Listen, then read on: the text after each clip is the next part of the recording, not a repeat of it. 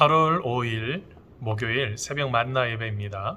오늘 우리에게 주시는 하나님의 말씀은 사도행전 13장 44절로 52절까지의 말씀입니다.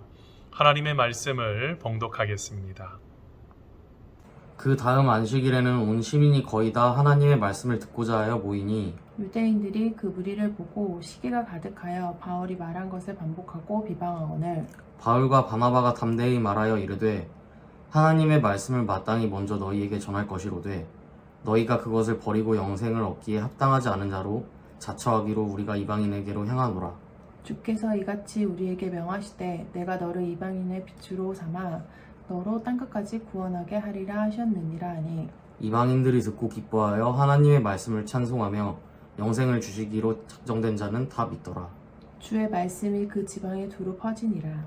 이에 유대인들이 경건한 기부인들과 그 신의 유력자들을 선동하여 바울과 바나바를 박해하게 하여 그 지역에서 쫓아내니 두 사람이 그들을 향하여 발에 티끌을 떨어버리고 이고니온으로 가거늘 제자들은 기쁨과 성령이 충만하니라.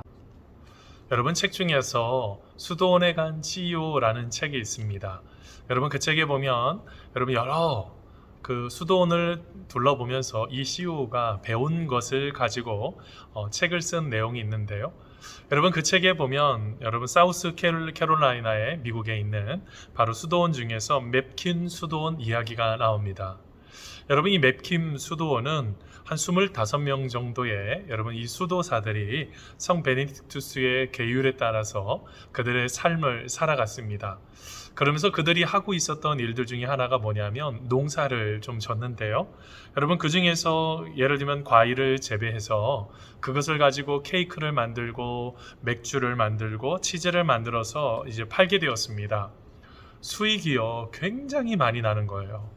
그래서 그 모든 수익을 지역사회에 다 나누어 주고 그 맵킨 수도원이 얼마나 그렇게 멋지게 그렇게 건강하게 살아갔는지에 대한 여러분 책이 그 내용에 나옵니다. 그런데 여러분 이 경영자가요 이 맵킨 수도원에 찾아가서 아니 어떻게 하면 이렇게 좋은 품질도 만들고 수익도 날 수 있을까라고 생각을 해서 여러 명의 사람들을 만나서 질문을 던졌죠. 그랬더니 결론이 뭐였냐면 자신의 이익을 잊었다는 것입니다.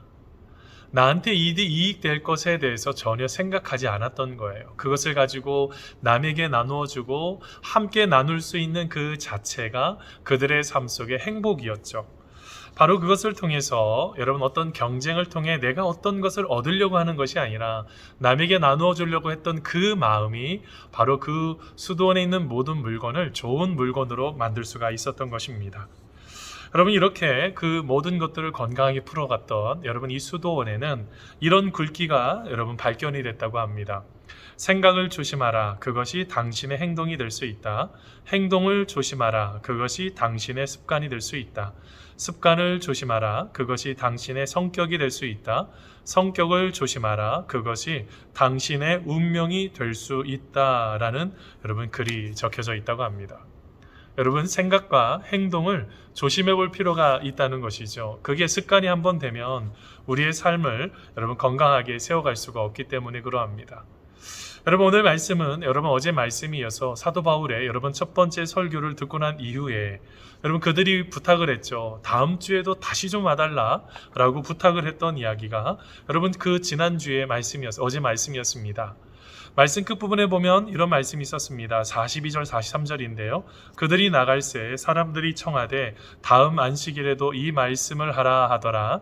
회당의 모임이 끝난 후에 유대인과 유대교에 입교한 경건한 사람들이 많이 바울과 바나바를 따르니 두 사도가 더불어 말하고 항상 하나님의 은혜 가운데 있으라 권하니라. 아멘.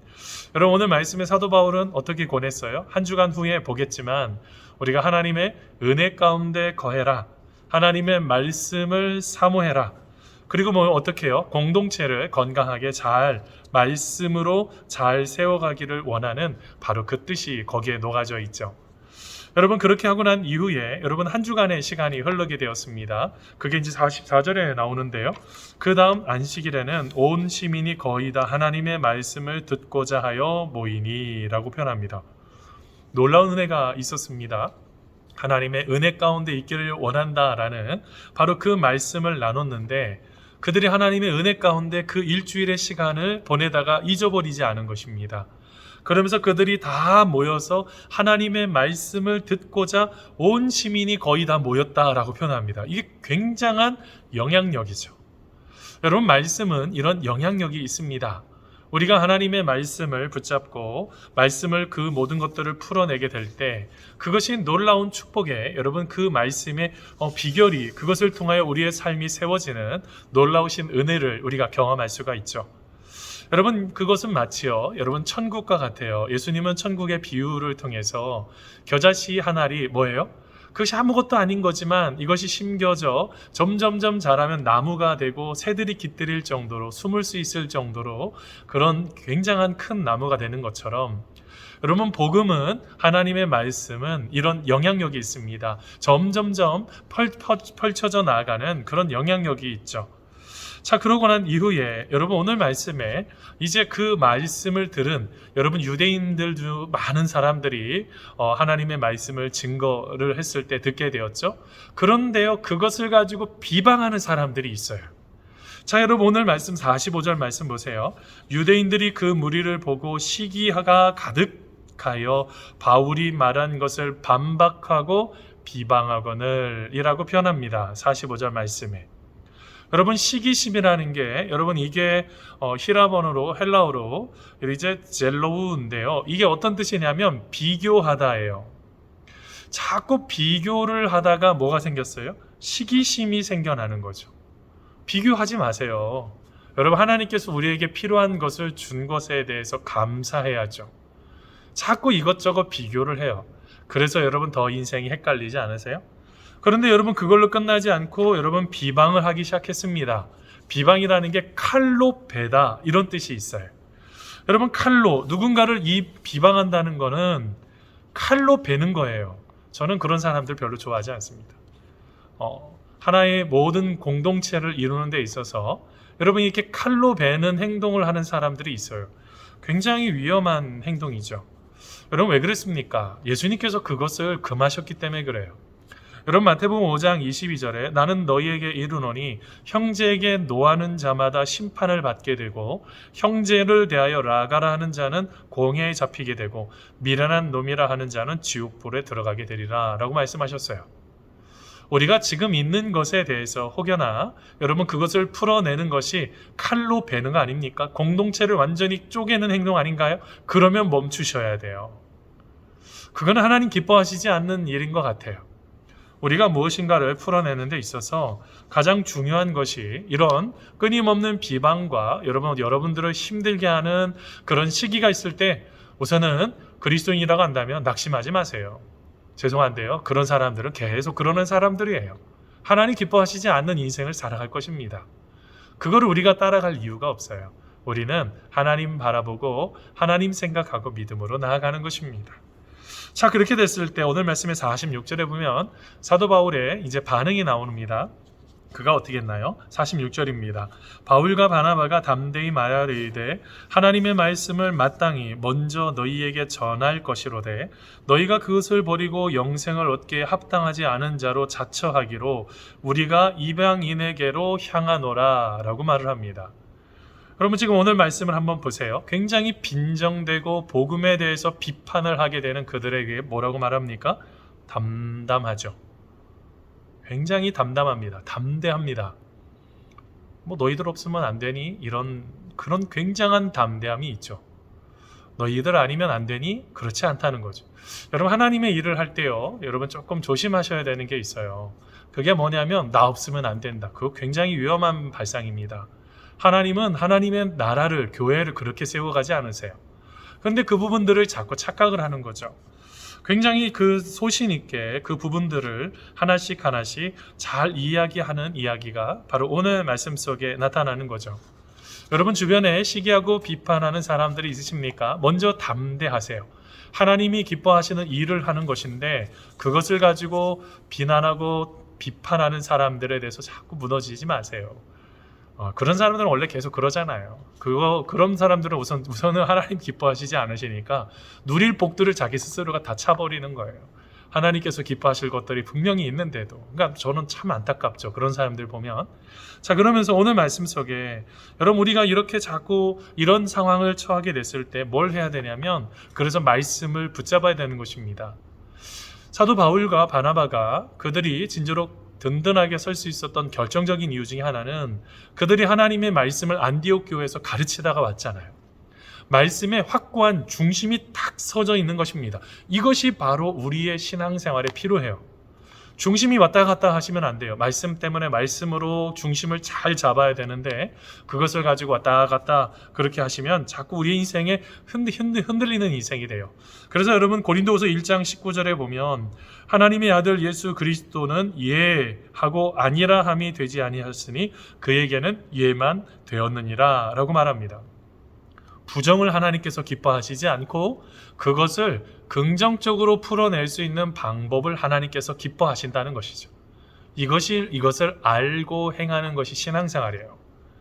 자꾸 우리의 생각 속에 갇혀져 있으면 계속 비난하고 비판하고, 그거를 마치 낙이라고 생각하고 하나님의 일이라고 착각했던 바리새인들처럼 살면 안 됩니다. 우리는 예수님의 제자들처럼, 지금 오늘 말씀의 사도 바울과 그 다음에 바나바처럼 하나님의 기뻐하시는 것, 하나님은 언제든지 예하는 것들을 예로 만들어 가세요. 그것을 우리가 믿음으로 고백하고 한 걸음 한 걸음 나아가는 것들이 중요하죠. 자, 이제 유대인들을 떠납니다. 그 유대인들, 비난하고 비판하는 사람들 떠나서 어떻게 합니까? 그들은 이방인에게로 복음을 증거하기 시작합니다. 그래서 48절에 보면요, 이방인이 듣고 기뻐하여 하나님의 말씀을 찬송하며 영생을 주시기로 작정된 자는 다 믿더라. 아멘. 여러분, 오늘 말씀에 보니까 어떤 일이 일어났습니까? 하나님께서 준비하시고 계획하신 모든 사람들이 다 하나님을 믿는 그런 놀라운 축복이 오늘 말씀 속에 나타나게 됩니다. 여러분, 이렇게 긍정의 씨앗이 심겨져서 좋은 열매를 맺기 시작한 거죠. 자, 그런데 한편으론 또 다른 그 유대인들이 문제를 또 일으킵니다. 여러분, 50절 말씀인데요, 이에 유대인들이 경건한 귀부인들과 그 신의 유력자들을 선동하여 바울과 바나바를 박해하게 하여 그 지역에서 쫓아내니. 아멘. 여러분, 오늘 말씀에 보니까 어떻게 해요? 유대인들이 경건한 귀부인들과 그 신의 유력자들을 뒤에서 선동을 막 해버렸어요. 여러분 그렇게 선동에 이용되지 않는 지혜로운 사람들이 되시기를 바랍니다. 여러분, 우리가 하나님의 계획하심 속에 이런 지혜가 있어야 돼요. 어리석은 사람들은요, 자꾸 선동하며 그걸 앞장서서 앞잡이가 되는 그런 모습 굉장히 좋지 않아요. 여러분, 우리가 여러 번 이런 부분들을 여러분 새벽 예배 때도 말씀을 같이 나눴습니다.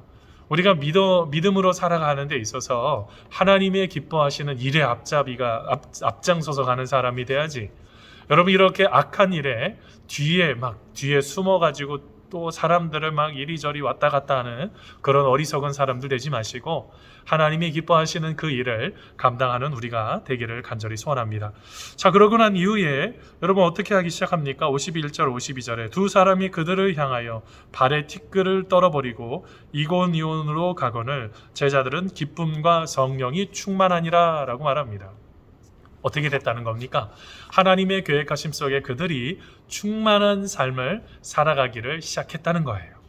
더 좋은 하나님의 기쁨이, 제자들은 충만한 기쁨이 있었겠죠. 여러분, 오늘 말씀을 통해서 무엇을 생각을 할 수가 있겠습니까? 여러분, 인생을 살아가는 데 있어서 여러분들을 시기하고 비난하는 사람들이 있죠. 그분들에 대해서 반응하지 마세요. 그분들은 하나님께서 축복하실 분들이 아닙니다. 여러분, 그 부분에 대해서 낙심도 하지 마세요. 하나님이 그들을 분명히 여러분 이제 쭉정이처럼 그들의 인생을 분명 훅 하고 날리실 것입니다.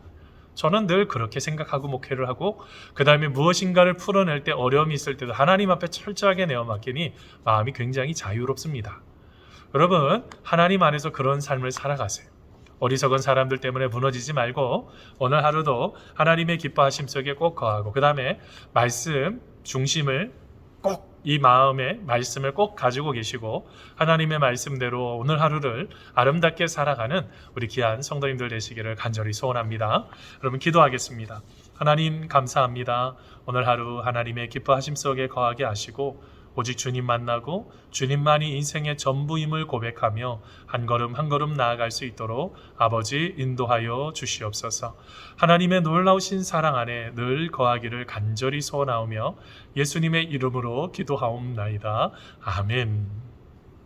사랑하는 성도 여러분, 여기는 어딜까요? 여러분 본당입니다. 제가 뒤로 다 이렇게 돌려서 보여드리진 못하지만 여러분 우리가 하나님 앞에 다시 회복해야 될 예배가 있습니다. 다음 주에 조금 회복이 됐으면 좋겠는데요. 여러분 하나님의 계획하심 속에 여러분 다시 만날 그날까지 함께 기도하고 말씀으로 우리가 승리하는 우리가 되기를 바랍니다. 여러분 주기도문 하심으로 예배를 마치겠습니다.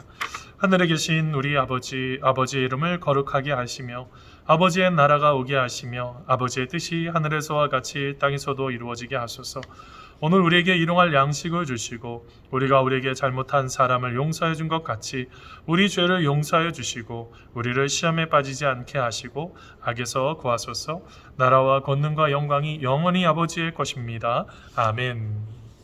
사랑하는 성도 여러분, 오늘 하루도 혹시 여러분들에게 시기하고 비난하는 사람들 만났을 때 낙심하지 마시고 주님 손 꼭 부여잡고 승리하는 우리가 되기를 바랍니다. 기도하겠습니다.